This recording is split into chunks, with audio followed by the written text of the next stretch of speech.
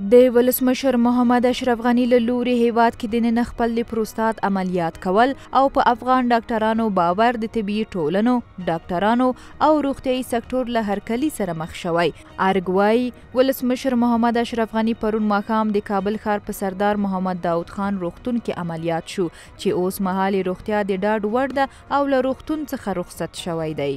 ولسمشر غني هم پرون ماښام پر خپل ټویټر پاڼه ولیکل چې د سردار محمد داود خان په روغتون کې دا عملیات په کامیابۍ سره ترسره شوی دی. نوموړي د سردار محمد داود خان روغتون د ډاکټرانو وړتیا ستایلې ده.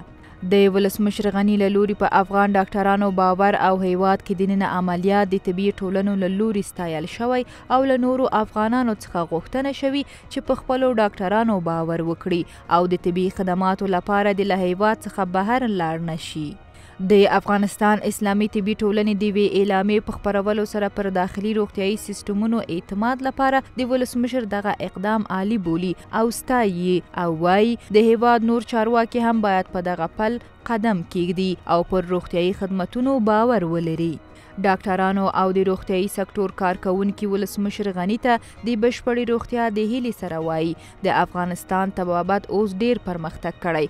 کابل او لویو ښارونو کې پیچلي عملیاتونه ترسره کیږي او افغانان باید د علاج لپاره بهرنیو هیوادونو ته د تګ څخه ډډه وکړي. ډاکټرانو باندې یو ډیر مثبت تاثیر لري. دا د رئیس جمهور یو ښه اقدام په لومړي ځل په افغانستان کې داسې یو کار وشو چې د افغانستان رئیس جمهور په افغانستان کې عملیات وکړ.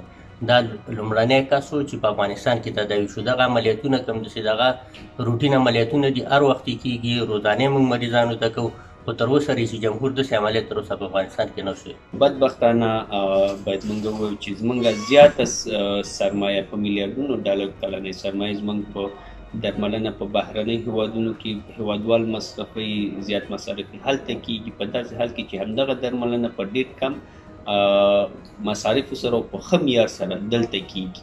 او رئیس جمهور په دې کار سره دا پیغام هیوادوالو ته ورکړ چې ستاسو درملنه په هیواد کې په ډاډمن شکل سره ترسره کېږي او خپله درملنه په هیواد داخل کې ترسره. په ټولنیزو رسنیو کې هم ګڼ شمېر افغانانو ولسمشر غني ته د بشپړې روغتیا هیله کړې او پر افغان ډاکټرانو باندې د باور ستاینه یې شوي. دوی لیکلي د ولسمشر غني هر قدم د افغانستان په خیر وي او دا کړنه ثابتوي چې د هیواد د آبادۍ سره لیونۍ مینه لري.